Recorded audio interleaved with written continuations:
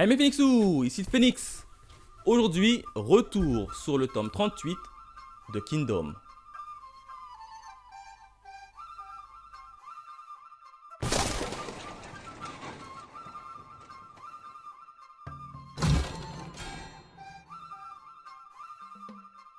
Et on démarre comme d'habitude avec la jaquette qui est plutôt magnifique hein, dans une petite couleur orangée un peu or. Et on a qui en premier plan? On a bien évidemment notre cher Heisei, hein, notre prince, notre roi. Alors au départ je l'avais pas reconnu, hein, je savais pas trop c'était qui. Mais là tu vois quand même que c'est Heisei, hein, donc là j'étais assez surpris quand j'ai su que c'était lui. Hein. En plus j'avais pas fait le rapprochement comme quoi il porte la couronne. Donc assez joli au niveau de cette jaquette. Hein. Quatrième de couverture, on a qui? On a Ruai, Eke est le mari de la reine mère, hein, ou bien Eke est le prostitué. Bon, je reviendrai un peu près, un peu sur son cas à lui en fin de vidéo. Et ici, hein, comme d'habitude, on a un œil, un regard qui nous surveille. C'est l'œil de Ryofui. Je pense que c'est l'œil de Ryofui. Hein. Pour moi, c'est l'œil de Ryofui. En termes de bonus, on n'a pas grand chose. Si, quand même, on a plus de choses que le tome précédent. On a une très belle image en couleur de qui? La reine mère. Oui, la reine mère va imposer sa loi dans ce tome 38 clairement. Magnifique image. Et quand tu regardes l'image de la reine mère, tu as quand même les traits de Heisei. Hein. Tu vois bien qu'entre Heisei et le visage de la reine mère, il y a quand même une petite ressemblance. Hein. C'est pas pour rien que c'est son fils. Hein. Il y a quand même des similitudes. Hein. Comme d'habitude, devant, après, on a la présentation des personnages de la série Kingdom sous une toute nouvelle carte, hein, puisque la bataille de Wei est maintenant terminée. Maintenant, on reprend un peu la guerre un peu stratégique, politico, gouvernementaux, je sais pas comment appeler ça comme vous voulez. Bref, magnifique jaquette, hein, et derrière, comme d'habitude, on a une petite partie de bande dessinée, hein, qui nous amuse comme d'habitude. Maintenant, on part directement sur l'analyse de ce tome 38. Qu'est-ce qui s'est passé dans ce tome 38? Eh bien, pas moins de 3 événements. Hein. Le premier événement, j'ai envie de l'intituler le 8e état. Car oui, notre reine mère adorée, hein, le charisme de la reine mère a tout simplement réussi et puis confirmé cette nouvelle état, hein, l'état Dai, hein, qui s'appellera comme ça et sera maintenant dirigé par la reine mère et son mari, hein, Ruai. Donc là c'est une grosse surprise. Hein. Évidemment l'état de Chine n'était pas trop chaud à reconnaître cette nouvelle état, hein, puisque ça allait avoir comme effet d'avoir un nouvel ennemi potentiel proche de leur terre. Mais vu que tous les autres états l'ont reconnu officiellement, ils étaient obligés de le reconnaître. Hein. Encore une fois, hein, tractation de Ryofui, hein, qui est derrière tout ça, hein, de loin, mais c'est quand même Ryofui qui a réussi à faire ce plan machiavélique, hein, essentiellement pour assouvir à ses pulsions personnelles, hein, on va dire ça comme ça. Hein. D'ailleurs, Ryofui, hein, il n'a pas hésité une seule seconde à larguer la reine mère. Ça y est, il officialise les choses. Hein. Il largue la reine mère de manière définitive.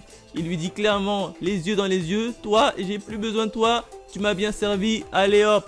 Alors je pense que Ryofui avait mis la main sur la reine mère étant jeune, en sachant parfaitement que ce jour arriverait. Je pense que c'est ça. Hein. Il a une vision à long terme. Hein. Il a pris la reine mère, il l'a couvée, il l'a amenée là où est-ce qu'elle est. Et puis une fois qu'il n'en a plus besoin d'elle, il la lâche comme une vieille chaussette. Donc je pense que les intentions de Ryofui, il les avait depuis très longtemps. Et il s'est servi de la reine mère. Hein. Et une fois qu'il n'a plus besoin d'elle, il la lâche. Et là tu as la reine mère qui commence à chialer et tout ça, qui pleure. Oh, franchement j'avais de la peine, puisque tu as quand même la reine mère qui tient toujours à elle. D'ailleurs Ryofui l'a dit, hein, il est toujours amoureux de la reine mère. Mais pour arriver à ses ambitions personnelles, il est obligé de la lâcher et de la sacrifier. Et donc là tu as quand même la reine mère qui avait accepté de jouer le jeu, hein, en créant une nouvelle faction, etc. Pour Ryofui, hein, tout simplement pour lui, hein, pour son amour de toujours. Et là tu as Ryofui qui arrive, qui lui dit finalement j'ai plus envie de te voir, tu peux déguerpir. Wouah, ça a dû un choc hein, pour elle. Je comprends pourquoi elle est tombée en larmes, hein. Un choc cruel pour elle dans cet événement. Voilà ce que je pouvais dire sur cet événement. Deuxième événement, j'ai envie de l'intituler promotion, hein, puisque j'ai envie de revenir sur les différentes promotions que nos chers héros ont reçues après cette guerre, hein, cette terrible guerre contre l'état de Wei, hein. La première promotion, c'est bien évidemment le général Tu qui devient le deuxième grand général.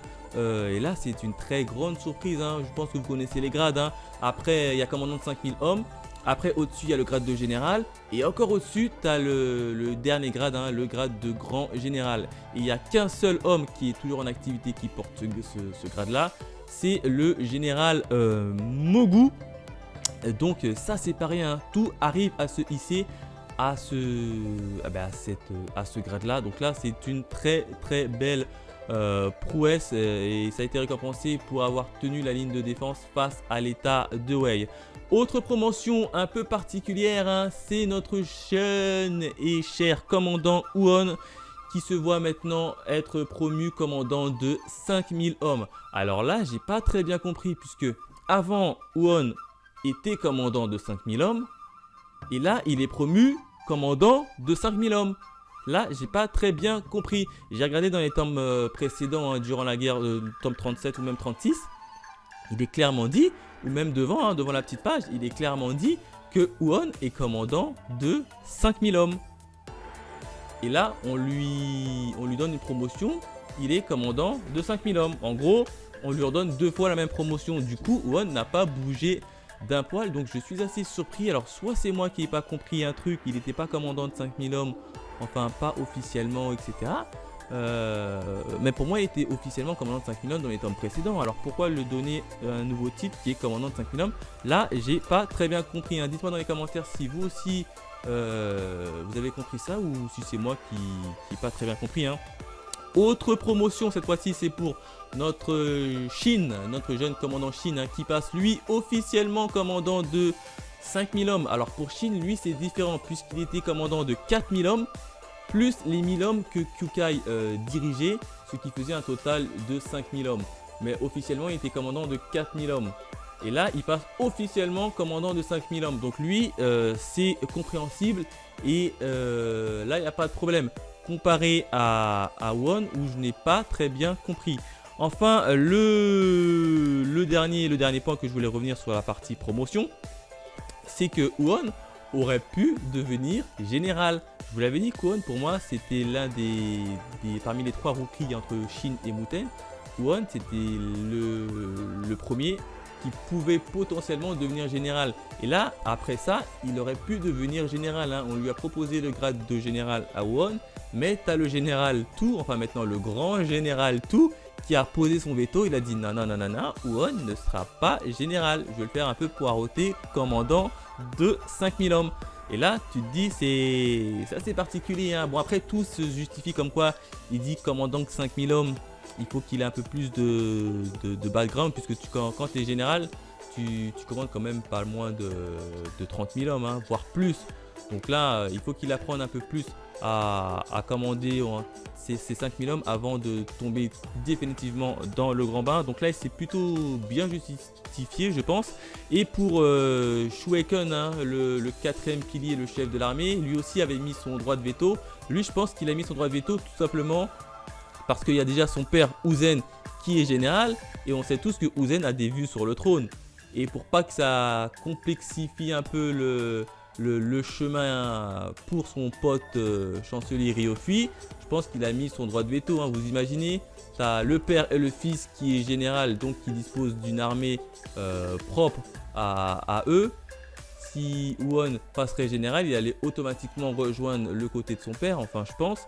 Et donc ça allait poser pas mal de soucis pour la faction de Ryofui. Donc lui aussi a mis son veto. Donc les 2 vétos sont plutôt compréhensibles. Dites-moi dans les commentaires si vous aussi vous comprenez la justification du général, enfin du grand général Tu et du 4e pilier chez Shueken. Bref, moi en tout cas, tout ça me semble tout à fait légitime. Troisième événement, je voulais revenir sur le cas de la reine-mère et de son mari. Alors dans un premier temps, au niveau des objectifs de la reine-mère, tu as vraiment l'impression que son objectif de créer cette troisième faction, de créer un nouvel état, c'était tout simplement pour attirer l'attention de Ryofui. Puisque tout simplement, elle est totalement folle amoureuse de Ryofui. Et pour attirer son attention, elle a créé cette faction, elle a créé ce nouvel état.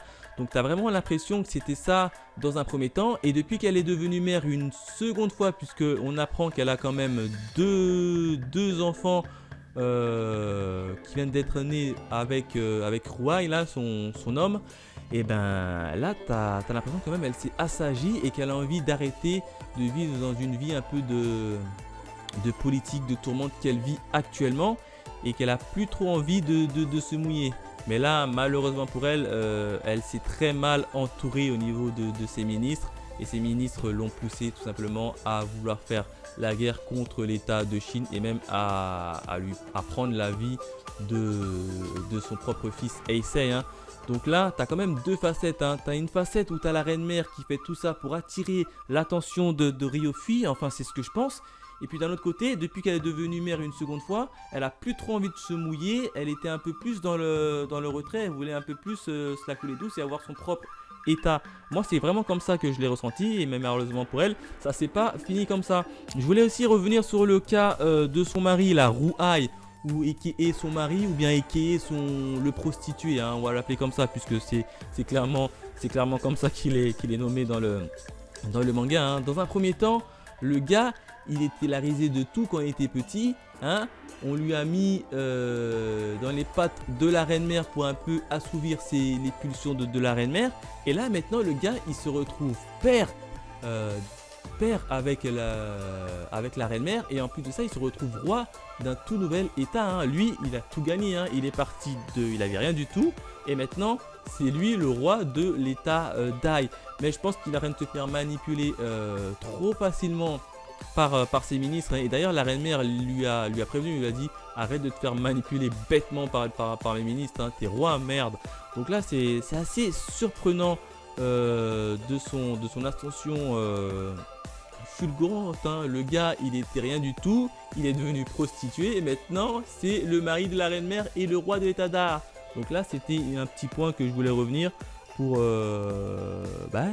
voir un peu son parcours et son évolution. En tout cas, j'ai bien envie de voir comment il va encore évoluer. S'il va suivre tout simplement ses ministres ou alors se ranger plus du côté officiellement de sa femme, la reine-mère, qui serait plus chaud pour un peu temporiser et attendre les événements depuis qu'elle est devenue une nouvelle fois maman. Voilà au niveau de cet petit événement.